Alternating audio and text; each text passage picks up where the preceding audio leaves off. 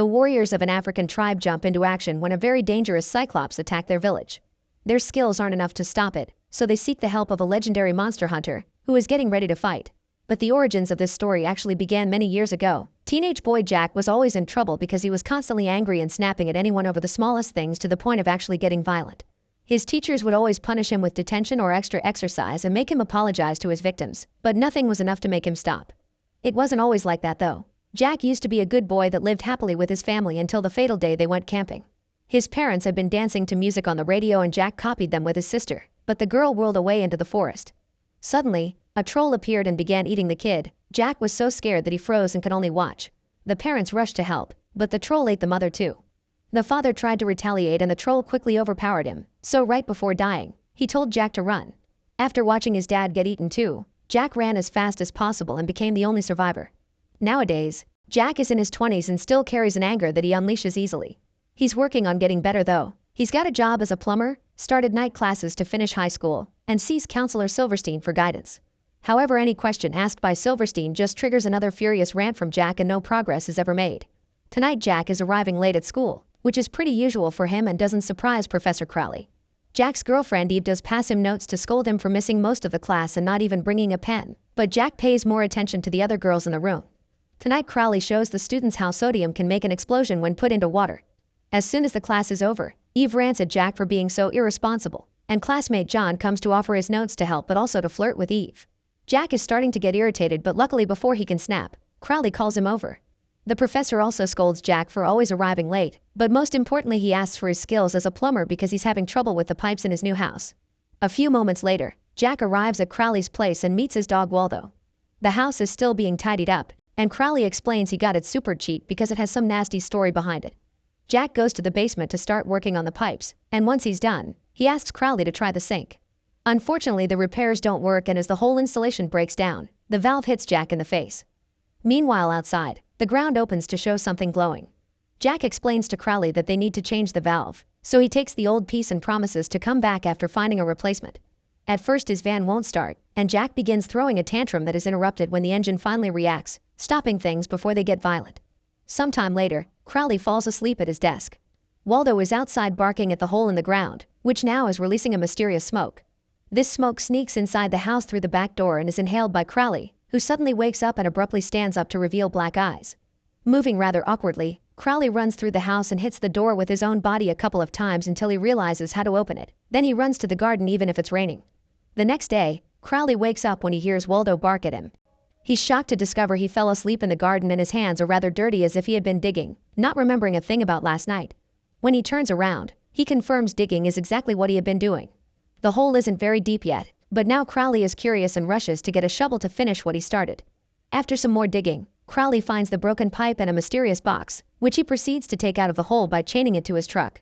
Once the box is taken into his office, Crowley opens it and finds a human skeleton. He gives a leg bone to Waldo, then looks more closely to find a huge surprise. Inside the ribs, there's a black heart still beating. A wary Waldo barks at it, but Crowley picks it up anyway and tries to make it stop moving. However, this only gets his fingers covered in goo. Suddenly his hand moves on its own and pushes the heart into Crowley's mouth, forcing him to swallow it whole before falling unconscious. Meanwhile, Jack goes to the hardware store to get a new valve. The clerk Howard is shocked to notice the valve is a model he hasn't seen in years, and when Jack says where he found it, Howard is terrified. He asks the boy to come back tomorrow for the new piece and promises to share the story about the curse behind that house. Back to Crowley, he wakes up with a burp on his office floor. He can't stop scratching his chest and feels extremely hungry, so he goes to check the fridge. He tries the lettuce and spits it out, but ham and milk he adores. It seems he's ravenous for animal products only.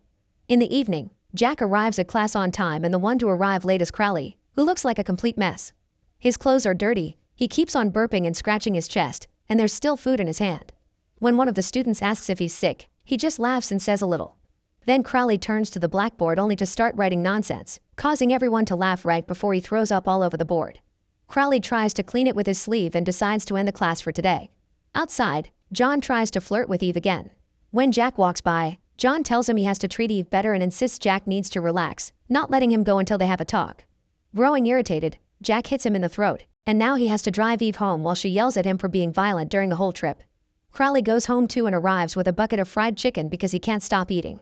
Waldo won't come closer to receive his master and barks every time he sees him. Crowley ignores him and goes looking for more food, only to stop when he feels a weird sensation in his stomach.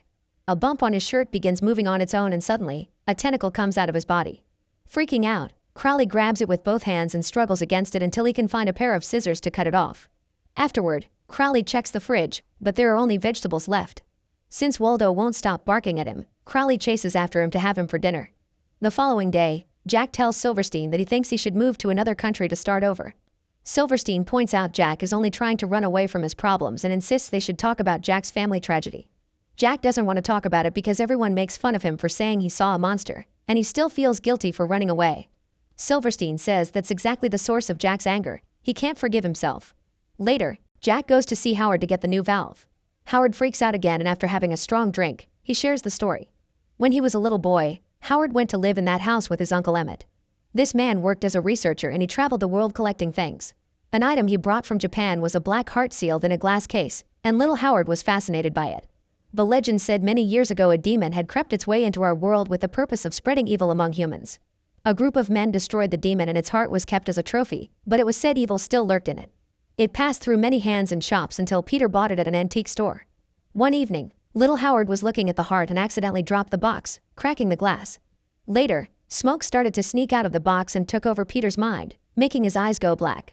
Just like Crowley, Peter began behaving weirdly, feeling constantly hungry and eating enough to feed a small country. Little Howard was getting scared and checked the box, only to find it empty. Sometime later, Howard heard noises outside and discovered Emmett eating their dog. When Howard came closer, Emmett bit the kid and ate his hand. Terrified, Howard managed to pull his arm away and run into the house, where he searched for his uncle's rifle and used it to kill him. Afterward, Howard put Emmett in a box to bury it in the backyard, and he was sure he could still hear the heart beating. Jack doesn't understand how a kid could drag Emmett into a box and dig without a hand, so Howard shows him his hook replacement to prove it. This is still not enough to make Jack care, and he leaves after paying for the valve. Later at school, Jack tries to apologize to Eve for last night, but this only triggers an argument that ends with Eve wondering if they should see other people. Jack doesn't hesitate to accept to break up, causing Eve to get offended by how quickly he was ready to get rid of her. When they enter the classroom, they find Crowley sleeping on the desk and his sleeve stained with blood. Two students drop a heavy book on the table and the noise wakes Crowley up. After belching, Crowley walks around still scratching his chest and looking disorientated. He also throws up again, and as his stomach gurgles, he loses control of his arm.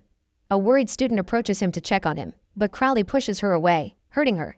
Then he turns to reveal there's a giant tumor growing on his chest, not to mention he's spitting blood. The students run away in fear and Jack makes sure to help the hurt girl walk away as Crowley falls to his knees. His body begins transforming into an extremely grotesque form and tentacles come out of his back, which he sends down the corridors to capture the students. Jack, Eve, and the girl hide in a classroom, and Jack manages to close the door right when a tentacle tries to enter, cutting its tip. The other students aren't as lucky, and the tentacles drag them back without caring if they get hit by any object in the process.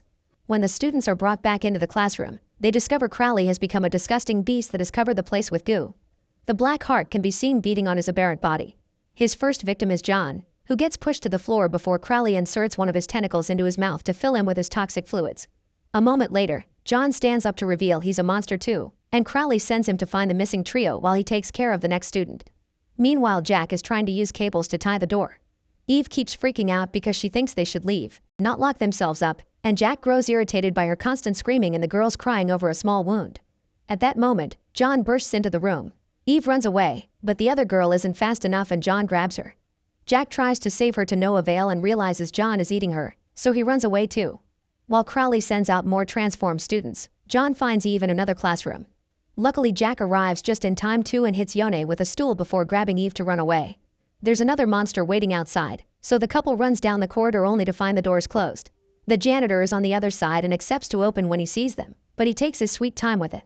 This gives the monster time to catch up, and by the time the doors are unlocked, the monster jumps on the janitor to eat him too. Jack and Eve run to Jack's van, which takes a while to start. Eve yells at him for driving an awful vehicle, making Jack's irritation grow. To make matters worse, the radio begins playing the same song he heard when his family died. Jack suddenly stops the van as flashbacks of the tragedy flood his mind, and Eve yells at him for it. Jack's anger grows and finally makes him snap, but this time it's different. He asks Eve to get out of his van, furious but without violence. Then he drives back to the school. Jack's determined to make up for the errors of his past and arms himself with all his plumber tools to stop the monster. In the corridor, Jack finds two transformed students, fighting over the janitor's body. They both attack him as soon as they see him, and a fierce yet unfair fight begins. Jack manages to push the boy away for a moment to kill the girl by hitting her head with his pipe. Then he goes after the boy to punch him repeatedly until he falls on the floor, where Jack stabs him with a tool. Meanwhile, Crowley feels hungry again and begins feeding on one of the students. Jack begins making his way to find Crowley, but he bumps into John first. A chase begins through the school, and Jack defends himself by throwing anything he can find at John. However, John feels nothing and comes close enough to bite Jack's arm. Jack headbutts him to push him away, then he breaks the lab equipment to bludgeon John to death. Afterward, Jack wraps up his wound with tape and takes a fire axe before running into his classroom, where he finds Crowley making more monsters. Using the axe, Jack cuts the tentacles to allow the students to escape, but Crowley begins attacking him before he can finish. Jack tries hiding under a table and throwing his axe at Crowley directly, but nothing works, and now a newly transformed student is attacking him too.